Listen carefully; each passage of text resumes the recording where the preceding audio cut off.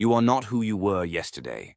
Not exactly, not entirely, not even close if you look closely enough, because something changed, a thought, a breath, a choice so small you barely noticed it, but it moved you, shifted the shape of your story in a way the world won't see, but your soul feels. We like to think of ourselves as consistent, stable, a fixed identity. I'm like this. I always do that. This is just who I am.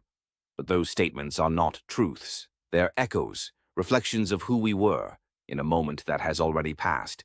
Cells in your body have died since yesterday. New ones have taken their place. Thoughts you once believed with certainty have started to dissolve. Memories are already shifting, not because they're lies, but because the mind edits as it remembers. Emotionally, you've moved. Spiritually, you've stretched. Maybe just a little, but enough to say, you are no longer the same. And that's not a flaw. That's growth. That's being alive. Because the only thing permanent about being human is change.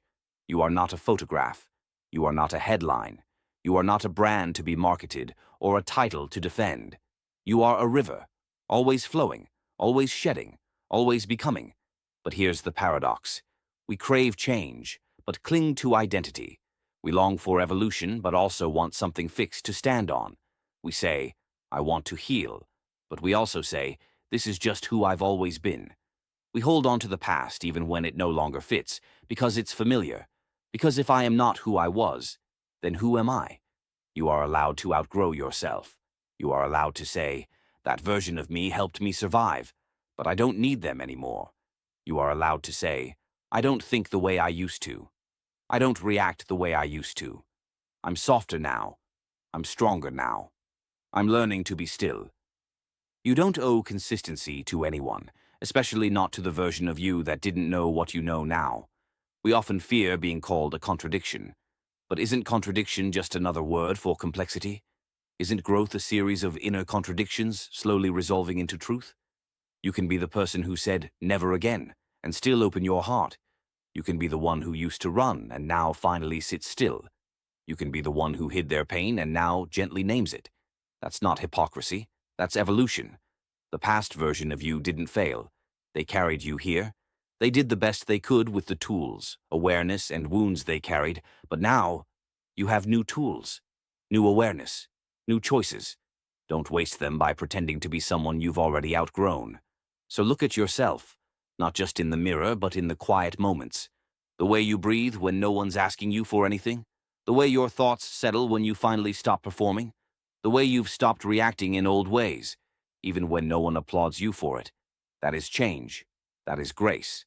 That is the quiet proof that you are, right now, becoming someone new. You don't need to burn down your past. You don't need to abandon every version of yourself. You just need to loosen the grip, to stop clinging to definitions that no longer describe your heart. You are not a fixed point. You are a moving constellation, still forming, still shifting, still glowing in places you haven't even seen yet.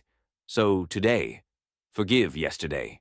Honor it, but don't be bound by it. Speak differently if the words feel new. Love differently if your heart feels wiser. Live differently if your soul feels ready, because you don't owe yesterday a performance. You owe today your presence. You are not who you were yesterday, and that is a beautiful thing. That is freedom. That is hope. Because if you are no longer the person you used to be, you're also not yet the person you're becoming. And in that in-between space, anything is possible, even peace, even healing, even beginning again.